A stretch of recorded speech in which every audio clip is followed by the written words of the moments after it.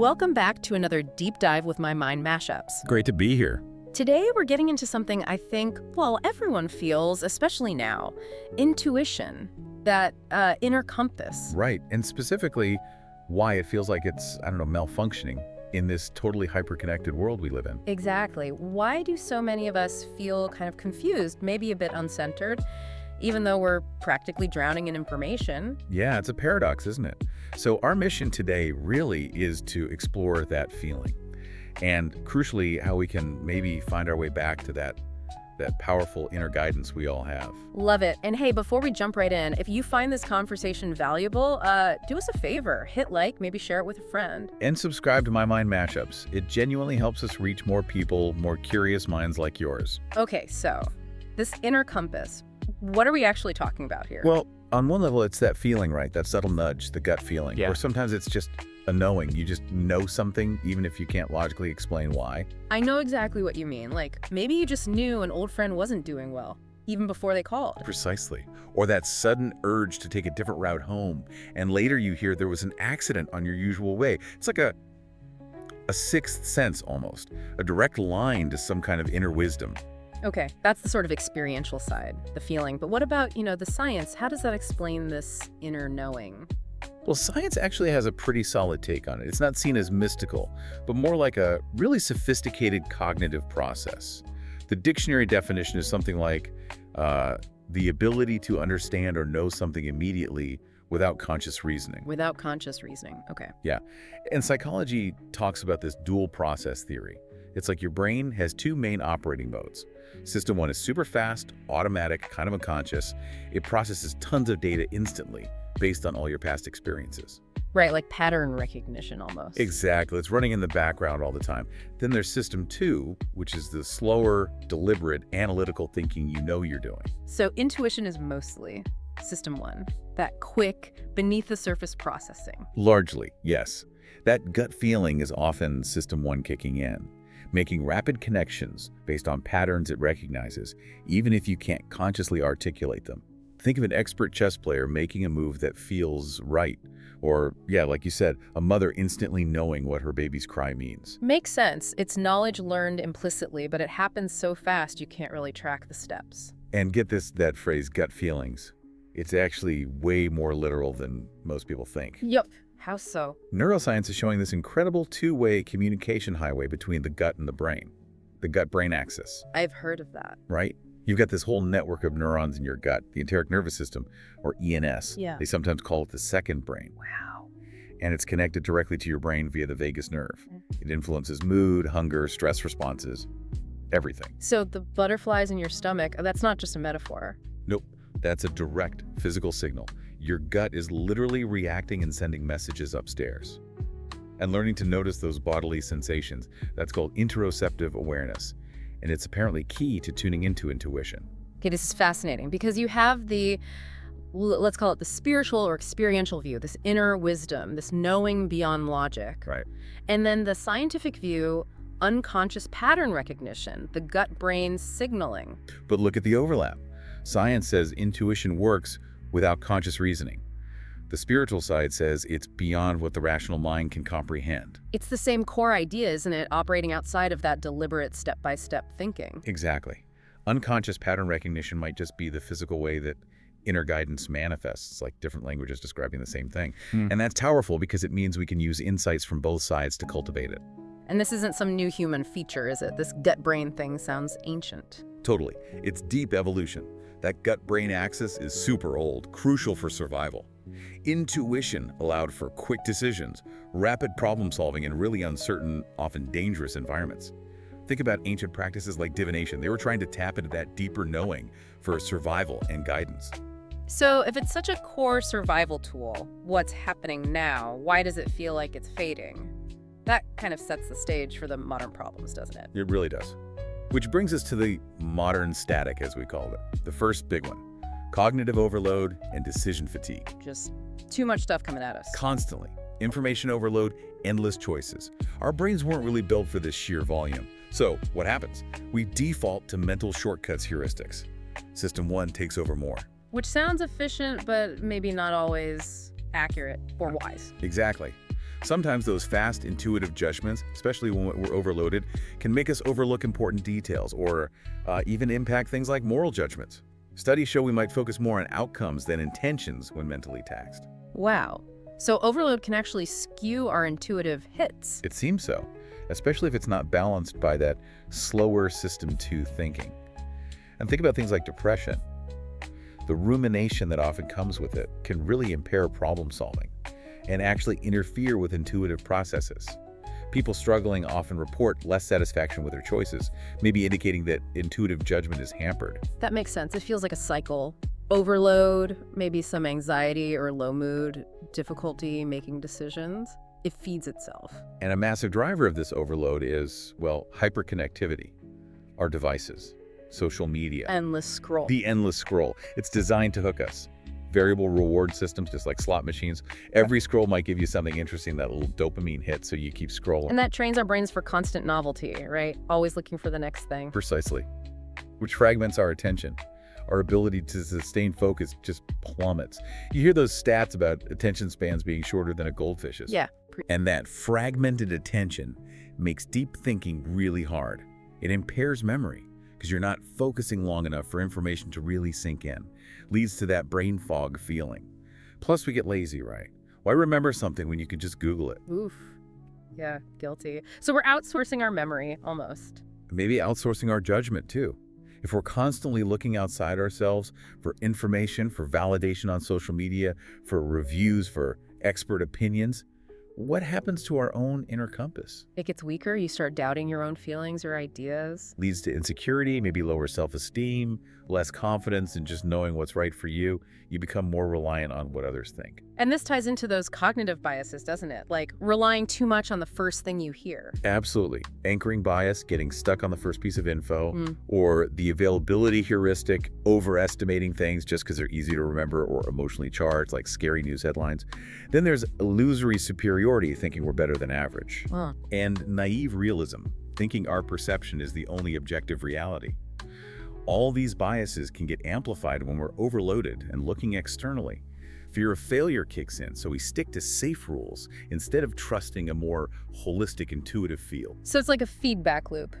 Digital overload, fragmented attention, cognitive strain, weakened inner judgment, more reliance on external stuff. Which can fuel anxiety, maybe depression, a sense of losing control. It's a worrying picture. And it makes you wonder, are we as a society maybe pathologizing some of this? Like increased ADHD diagnoses, could some of that actually be our brains trying to adapt to this insane digital environment rather than an inherent disorder? That's a really provocative question, isn't it? How society is responding or should respond. It definitely underlines the need to reclaim our attention, our intuition, not just individually, but maybe culturally too. Which actually leads us nicely into looking back, because ancient wisdom seems to have a lot to say about cultivating this inner knowing. Oh, absolutely. They didn't just acknowledge intuition, they actively nurtured it. Yeah. Take divination, for example. Like oracles and things. Exactly. Greek oracles, the Chinese I Ching. It wasn't just about predicting the future, though that was part of it. It was fundamentally about seeking clarity, gaining insight, understanding the deeper patterns at play. A way to tap into guidance beyond the purely rational. So using symbols or trance states or tarot or runes, ways to bypass the logical mind and access something else. Precisely. They had structured ways to invite and interpret those intuitive signals. Very different from how we often dismiss a gut feeling today. And meditation, that's another huge one, right? Huge. Its roots go back thousands of years. India, China, Egypt. It wasn't just for relaxation. It was often a core spiritual practice, a way to quiet the mental chatter, transcend the physical, and connect with a deeper consciousness or inner self. Like in Hinduism with yoga and dhyana, or Buddhism with vipassana. Exactly. Different paths, but a common goal. Yeah. Self-discovery, inner peace, and creating that quiet internal space where intuitive insights can actually surface. And you mentioned the gut-brain axis earlier. Ancient traditions were onto that too, weren't they? Way ahead of the curve. Ayurveda, the ancient Indian system of medicine, literally said thousands of years ago, all disease begins in the gut. Wow. They talked about Agni, the digestive fire. And it wasn't just about digesting food, but also digesting thoughts, emotions, experiences. If your Agni was weak, everything suffered: physical health, mental clarity, emotional balance. So they saw a direct link between gut health and overall well-being, including mental and emotional states. Absolutely. They understood stress-wrecked digestion and poor digestion affected your mood and clarity. It's basically the gut-brain axis, described in their own framework. Practices like eating mindfully, not overeating, having routines, these were all about supporting agni and that mind-body alignment. It's amazing how it mirrors modern neuroscience findings. It really is. Ah. And beyond specific practices, there's this concept of ancestral knowledge in many cultures. What does that mean exactly? Like inherited wisdom? Kind of. A deep collective wisdom that's almost woven into your being. Maybe even encoded in DNA, some suggest. It's about connection to your lineage, to your culture, but also, as scholar Uriah Sullivan puts it, to all your kin, human, more than human, the living earth itself. True flourishing, she argues, comes from that relationality. How do you connect with that? Through spiritual practices, definitely. Yeah. Spending time in nature is huge. Engaging with cultural traditions, language, food, music, ceremony, storytelling.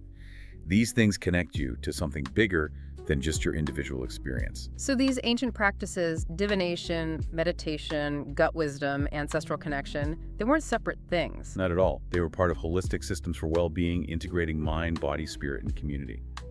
And intuition wasn't just a personal quirk, it was often vital for collective decisions. Divination could guide entire communities. It was deeply valued. Which is a stark contrast to today, where it often feels sidelined. So the big question, how do we start to recalibrate? How do we find that signal amidst all the modern noise? Well, the really good news is, intuition isn't like a lost limb. It's more like a muscle you haven't used much. It can be developed, strengthened, expanded with practice. Okay, that's encouraging. Where do we start? Probably the hardest, but maybe most crucial first step, the digital detox, or at least setting clear boundaries. Ugh, yeah, hard. It is, but it just means intentionally stepping away, even for short periods, an hour here, a meal there, maybe a whole day if you can swing it. The goal is to reclaim your time and attention offline. Like no phones at the dinner table or out of the bedroom. Exactly. Creating tech-free times and zones gives your brain breathing room, space for your own thoughts to actually emerge instead of just reacting to notifications. It directly counters that digital overload. Makes sense. What else? Journaling. Seriously powerful. Yeah. Keep an intuition journal. Note down those gut feelings, hunches, synchronicities. Then track what happens. Did it pan out? Seeing it written down builds confidence in trusting those signals. And you can use it for other things too, right? Like dreams. Definitely.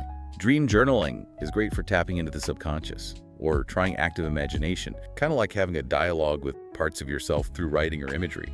It's about opening channels to that deeper stuff. Okay, I like that. Practical. Another big one, time in nature. Yes. I always feel better after being outside.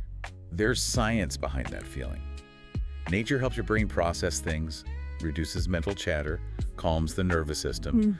A quieter mind makes it much easier to hear those subtle, intuitive nudges, distinguishing them from just, anxiety or wishful thinking. How much time are we talking? Do I need to hike for hours? Not necessarily. Studies show even 10 minutes can lower blood pressure and feelings of depression or anxiety.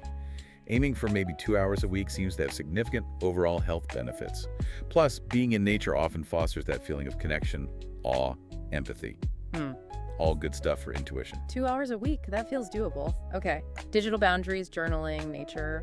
What else? Mindfulness, presence, basically paying attention to the present moment on purpose without judgment. Easier said than done with the phone buzzing. Exactly. Mindfulness helps you notice that impulse to grab the phone. It builds self-awareness. And you don't need to sit on a cushion for an hour. You can practice mindfulness while eating, walking, washing dishes, talking to someone, just being here. So it helps you disengage from the digital pull and just be more aware internally. Precisely. It strengthens that ability to choose where your attention goes. All these practices, detoxing, journaling, nature, mindfulness, they're about creating space and quietening the noise so you can hear yourself think and feel. And it's important to see intuition not as this mystical fixed gift you either have or don't, right? But more like a skill. Absolutely. It's a dynamic skill. It needs practice, honing, retraining even, given how distracted we are. Thinking of it as a skill you can develop is much more empowering than thinking you've lost something. Yeah, I like that framing. It's about actively cultivating it. And recognizing the link to overall well-being. Stress, burnout, poor health, these things directly dampen your intuitive capacity. Practices that boost your mental, emotional, and physical health, they naturally amplify your intuition. It's a two-way street. So taking care of yourself is taking care of your intuition. Couldn't have said it better myself. Okay, so we've talked about what it is, why it's fading, ancient wisdom, and how to reconnect. But let's talk about intuition in action. Does this stuff actually work in the real world, especially for big decisions? Oh, definitely. Especially in high-stakes situations where data alone isn't enough. There's research suggesting something like 85% of CEOs rely heavily on intuition for complex decisions, particularly when facing uncertainty. 85%, wow. Any famous examples? Well, think Steve Jobs. The story goes he intuitively bet big on the first iPhone's design simplicity, that full touchscreen, even when engineers were skeptical. He just knew it was the future. He saw something others didn't. And look what happened, revolutionized everything. Right. Or think about Oprah Winfrey. Early in her career, she walked away from a huge multi-million-dollar contract because her gut told her she needed creative control, independence. Logically, maybe it seemed crazy. No. But she trusted that inner voice. And built her own empire on her own terms. Incredible. It really is. And it happens in other fields too. Experienced doctors or dentists sometimes rely on intuition for quick diagnoses or decisions in complex, time-sensitive cases where they have to integrate lots of subtle cues instantly.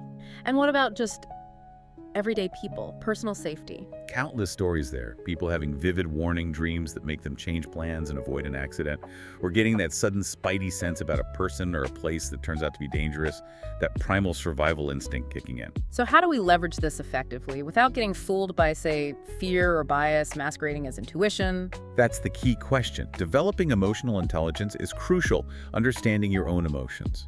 And honing that interoceptive awareness we talked about, really learning to read your body's signals. Is your heart racing because it's a warning, or just because you're anxious? Is your stomach tight with excitement or dread? Learning to differentiate the signals. Exactly. And critically questioning your intuitive hits sometimes. Is this really intuition, or is it wishful thinking?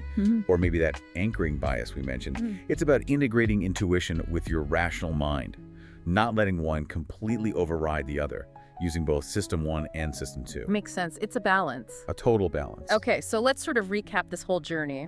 We started by trying to understand intuition both as this, deep inner knowing, maybe spiritual. And as a very real cognitive process rooted in our biology, our pattern recognition, that gut-brain connection. Then we looked at why it feels so challenging today, the cognitive overload, the constant digital static drowning out that inner voice. Yeah, leading to that confusion, anxiety, feeling disconnected.